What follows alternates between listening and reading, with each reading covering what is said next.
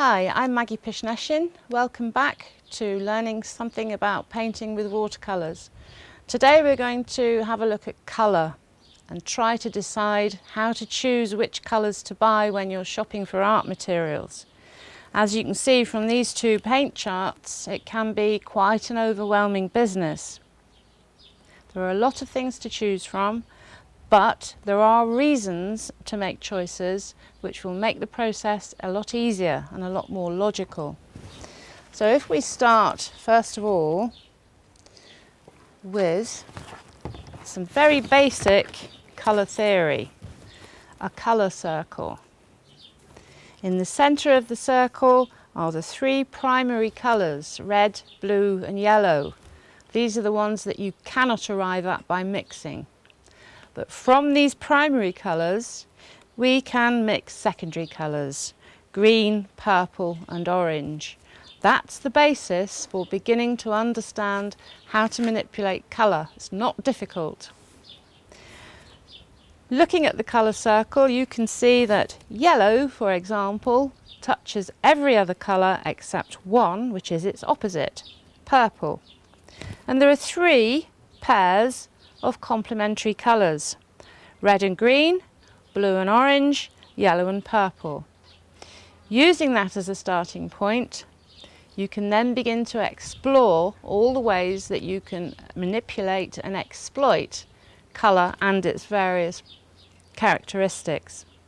If you mix a pair of coloured complementaries together, you will get a range of chromatic neutrals, colourful greys, that are very, very useful when it comes to mixing different shades from your colours. There are many ways to think about colour. We have to think about its intensity, its saturation, its hue, its redness or its greenness. But there are also, interestingly with watercolours, properties such as transparency and opacity. And this sheet will show you one of the ways to test any paint that you might have. If you begin by painting black Indian ink, waterproof Indian ink, onto your sheet, and then painting your colours across the top when the ink's dry, you will begin to see which of the colours are opaque, these ones marked O, which are semi-transparent, the ones marked ST, and the ones marked transparent. It's worth spending time, investing time on some really rather mundane, experimental, but methodical mixing processes. It's worth keeping a sketchbook just for colour mixing and making sure that you keep notes and write down the colours that you're working with in order that you can replicate them.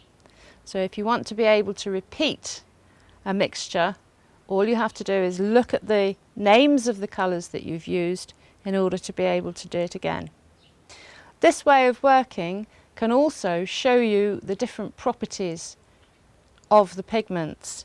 For example, this row here, where cadmium lemon has been mixed with manganese, shows us that manganese is one of the colours that granulates, and this is one of the beautiful qualities that watercolour has that other paint mediums don't have. But I think the most important quality for watercolour painting is to ensure that the pigments that you choose are the transparent ones. This way you'll be able to build up wonderful luminosity within your paintings. Okay, so how many paints do you need to begin to build up a collection of useful colours? Not very many. I would recommend that you have two sets of primary colours.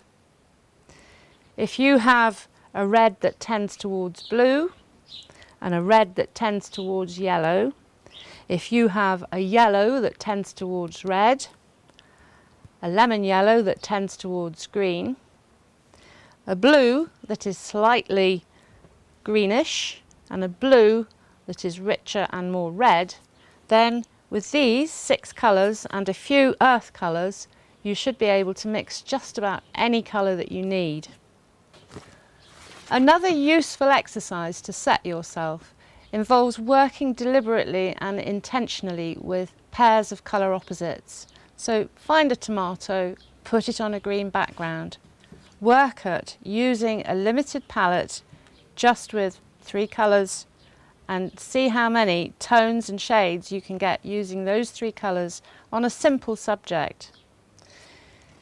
Here's a yellow toffee on a purpley blue background. Again, another opportunity to explore how you can mix a range of colours from a very limited starting point. This sort of disciplined, methodical, experimental approach will help you to learn a lot very quickly. And the more you learn and the more quickly you learn, the more you're going to enjoy it. So have fun.